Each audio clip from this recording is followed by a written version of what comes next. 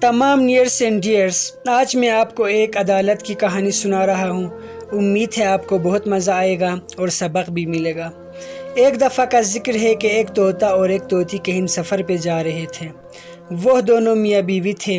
اڑتے اڑتے وہ ایک اچڑے ہوئے گلشن میں پہنچ گئے۔ ادھر ایک خشک درخت کی ٹہنی پر بیٹھ کر آپس میں باتیں کرنے لگے۔ طوطی نے طوطے سے پوچھا کہ آپ کے خیال سے یہ گلشن کیوں اچڑا ہوگا؟ طوطے نے جواب دیا کہ یہاں سے کسی الو کا گزر ہوا ہوگا، اس منحوس الو کے سائے کی وجہ سے یہ گلشن اچڑا ہوگا۔ ساتھ ہی ایک درخت پہ بیٹھا الو یہ سب باتیں سن رہا تھا۔ وہ اڑ کر ان کے پاس آیا۔ دونوں طرف سے تعارف کے بعد الو نے کہا، آج رات آپ لوگ میرے ساتھ ٹھہریں، میرے مہمان بنیں، اور آرام کرنے کے بعد کل صبح تازہ دم ہو کر سفر پہ روانہ ہو جائیں۔ طوطا اور طوطی بھی تھک چکے تھے، وہ بھی بہت خوش ہوئے، اور الو کے گھر میں رات بسر کرنے کے بعد جب اگلی صبح جانے کی اجازت چاہی تو الو نے کہا کہ طوطا تم چلے جاؤ، طوطی تو میری بیوی ہے، اسے مت لے جاؤ۔ طوطا ہر ممکن کوشش کی طوطی کو ساتھ لے جانے کی، مگر مضبوط بدن الو کے سامنے بے بس ہو گیا۔ الو نے کہا کہ اگر آپ کو یقین نہیں آتا کہ طوطی میری بیوی ہے تو چلو قاضی کی عدالت میں جاتے ہیں۔ یہ سن کر طوطا بہت خوش ہوا، کیونکہ ساری دنیا جانتی تھی کہ طوطی طوطے کی بیوی ہے اور اس سے عدالت سے انصاف ملنے کی امید تھی۔ تینوں عدالت پہنچ گئے۔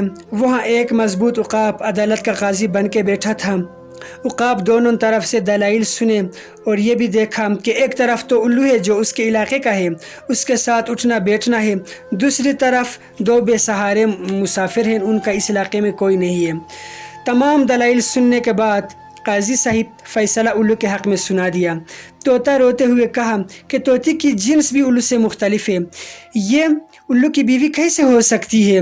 آپ انصاف کریں۔ عقاب چلا کر کہا، چپ ہو جا، عدالت اپنا فیصلہ سنا چکی ہے، اگر ایک لفظ بھی اور کہا تو توہین عدالت کے مرتکب ٹھہرائے جاؤ گے۔ بیچارہ طوطا روتے ہوئے روانہ ہونے لگا۔ ادھر طوطی رو رہی ہے، ادھر طوطا رو رہا ہے۔ اتنے میں الو پیچھے سے آواز دی اور طوطے کو پاس بلا کر کہا کہ سب کو پتہ ہے کہ طوطی تیری بیوی ہے، مگر عدالت نے تو میرے حق میں فیصلہ سنا دیا۔ آپ اپنی بیوی کو ساتھ لے جائیں اور ہمیشہ یہ بات یاد رکھیں کہ گلشن کسی الو کے سائے کی وجہ سے نہیں، اس قسم کے فیصلوں کی وجہ سے اجڑتے ہیں۔